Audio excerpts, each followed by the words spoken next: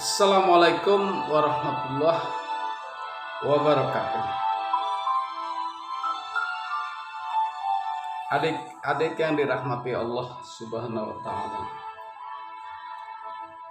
Puji syukur kita panjatkan kehadirat Allah Subhanahu wa taala atas nikmat sehat, atas nikmat rizki yang telah melimpah kepada kita, yang tidak dapat diukur dengan bilangan-bilangan, timbangan-timbangan, karena Allah sangat maha memberi kepada kita semua, sehingga kita tidak lupa untuk selalu bersyukur kepada Allah Subhanahu wa taala. Puji syukur yang tidak terhingga selalu kita panjatkan kehadirat Allah Subhanahu wa taala. Shalawat dan salam kita haturkan kepada junjungan kita Rasul Nabi Muhammad sallallahu alaihi wasallam, pada keluarga, kepada sahabat, kepada umatnya sampai akhir zaman. Mudah-mudahan dengan bersalawat kita akan selalu mendapatkan syafaat di akhirat nanti kelak. Amin. Adik-adik yang dirahmati Allah Subhanahu wa taala, untuk mata kuliah metodologi studi Islam kali ini kita akan masuk pada bab 7, yaitu misi ajaran Islam.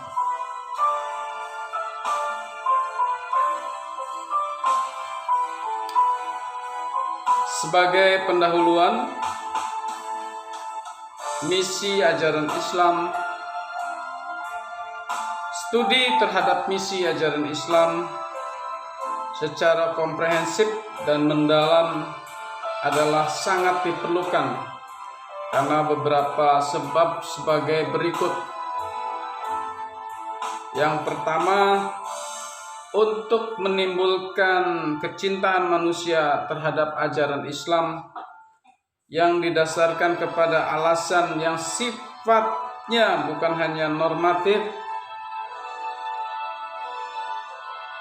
yakni karena diperintah oleh Allah, dan bukan karena emosional semata-mata, melainkan karena didukung oleh argumentasi yang bersifat rasional, kultural, dan aktual, yaitu argumentasi yang masuk akal, dapat dihayati dan dirasakan oleh umat manusia. Dewasa ini banyak orang yang memeluk agama Islam hanya sekedar ikut-ikutan tanpa didasarkan pada argumentasi yang kuat. Keislaman yang demikian tidak menjadi masalah selama ia hidup dalam komunitas Islam, karena tidak ada yang mengganggu keyakinannya. Namun ketika ia hidup di negara yang komunitas masyarakatnya bukan Islam, yakni masyarakat yang sekuler, yang serba rasional, empiris, dan objektif, maka orang yang memiliki paham keislaman yang ikut-ikutan itu akan dengan mudah dirusak atau dimurtadkan agamanya. Keadaan ini jelas tidak boleh terjadi pada pribadi kita. Yang kedua, untuk membuktikan kepada umat manusia bahwa Islam baik secara normatif maupun secara kultural dan rasional adalah ajaran yang dapat membawa manusia kepada kehidupan yang lebih baik tanpa harus mengganggu keyakinan agama Islam. Alasan-alasan untuk mendukung butir yang kedua ini akan diuraikan lebih lanjut pada bagian bab ini. Yang ketiga, adik-adik, untuk menghilangkan citra negatif dan sebagian masyarakat terhadap ajaran Islam. Jadi untuk membuktikan menghilangkan citra negatif dari sebagian masyarakat terhadap ajaran Islam.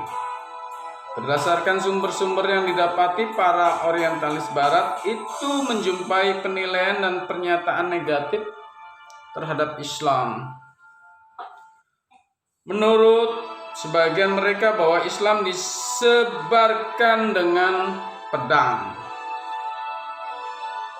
Islam ajaran yang menurutkan hawa nafsu, identik dengan amarah.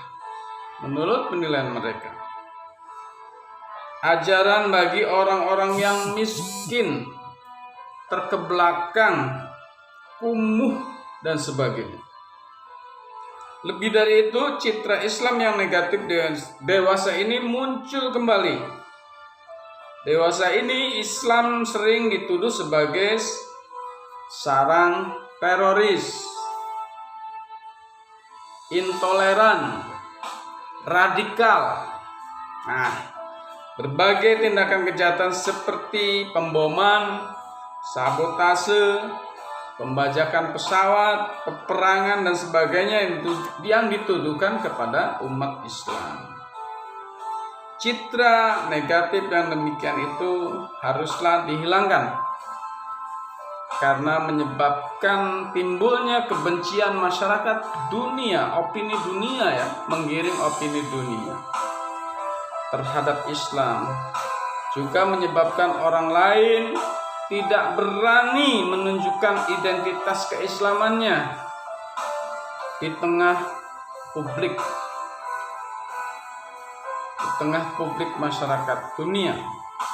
Citra negatif Islam yang demikian itu harus dihilangkan dengan menunjukkan citra Islam sebagai rahmatan lil alamin kepada dunia. Adik-adik, 3 poin penting telah kita dapatkan untuk menunjukkan bahwa Islam adalah agama yang rahmatan lil alamin.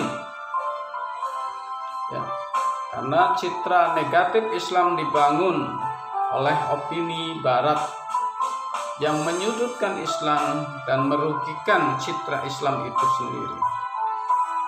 Sehingga kita perlu untuk membangun citra Islam yang sesuai dengan konsep Islam itu sendiri sebagai agama yang rahmatan lil alamin. Agama yang memberi rahmat kepada lingkungan, kepada masyarakat, kepada dunia, rahmatan lil alamin.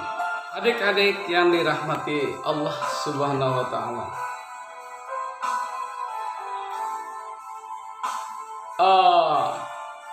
Misi Islam itu sendiri seperti apa? Untuk menunjukkan kepada dunia bahwa Islam ajaran agama yang rahmatan lil alamin. Di sini kita dapat lihat terdapat sejumlah argumentasi yang dapat digunakan untuk menyatakan bahwa misi ajaran Islam sebagai pembawa rahmat bagi seluruh alam. Argumentasi tersebut dapat dikemukakan sebagai berikut.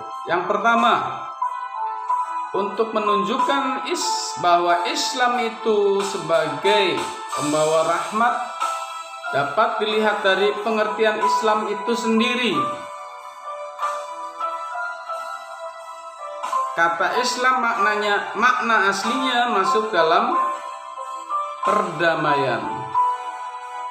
yang memberi perdamaian, yang menyebarkan perdamaian, yang melaksanakan perdamaian di atas dunia ini.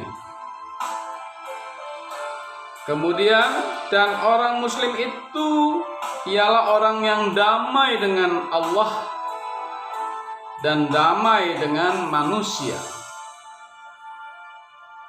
Islam, pribadi Islam, bahwa orang Islam itu sendiri adalah orang yang damai dengan Allah dan damai dengan manusia.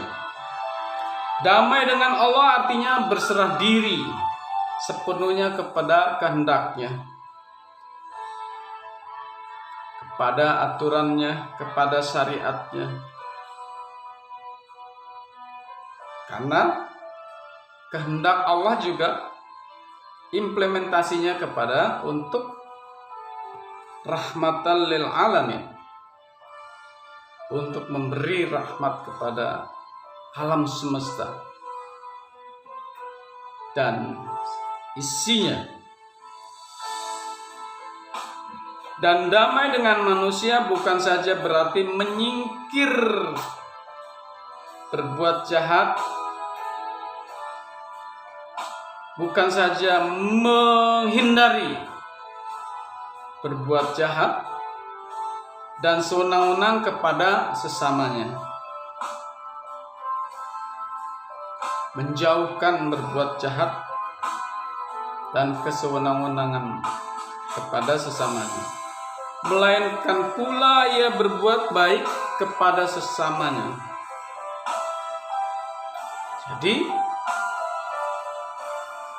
jelas bahwa Islam itu merupakan agama yang memiliki misi perdamaian. Bahkan orang Islamnya atau umat Islamnya adalah memiliki perjanjian perdamaian dengan Allah dan damai dengan sesamanya.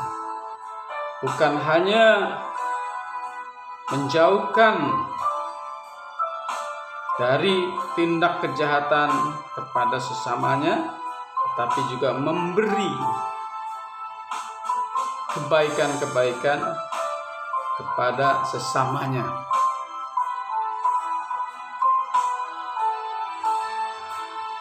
Dua pengertian ini dinyatakan dalam Al-Quran sebagai inti agama Islam yang sebenarnya, diabadikan di dalam Al-Quran.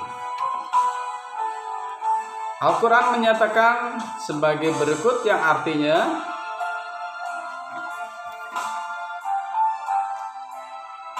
tidak demikian, bahkan barang siapa yang menyerahkan diri kepada Allah sedang ia berbuat kebajikan, maka baginya pahala pada sisi Tuhannya, dan tidak ada kekhawatiran terhadap mereka, dan tidak pula mereka bersedih hati. Dengan demikian, dari sejak semula Islam adalah agama perdamaian, dan dua ajaran pokoknya itu karena keesaan Allah dan kesatuan atau persaudaraan umat manusia. Hablum minallah wa hablum minan nas, menjadi bukti yang nyata bahwa agama Islam selaras benar dengan namanya. Islam bukan hanya dikatakan sebagai agama sekalian Nabi Allah sebagaimana tersebut di atas, melainkan juga sesuatu yang secara tak sadar untuk sepenuhnya kepada undang-undang Allah yang kita saksikan pada alam semesta ini, sunnatullah ini pun tersirat dalam kata aslama. Arti Islam yang luas ini tetap dipertahankan dalam penggunaan kata itu dalam hukum syara'. Karena menurut hukum syara' Islam mengandung arti dua macam, yaitu mengucap kalimat syahadat, yaitu menyatakan bahwa tidak ada Tuhan yang pantas disembah selain Allah, dan bahwa Muhammad itu utusan Allah. Yang kedua, berserah diri sepenuhnya kepada kehendak Allah, yakni ini hanya dapat dicapai melalui penyempurnaan rohani, melalui penyempurnaan hati, jiwa yang akan diimplementasikan dalam bentuk perbuatan. Jadi ini menorehkan betul kata Islam itu adalah sesuatu yang bersifat damai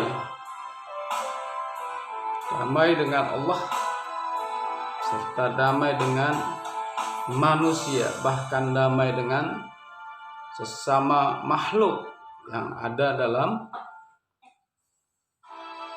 lingkungan yang ada di atas bumi ini.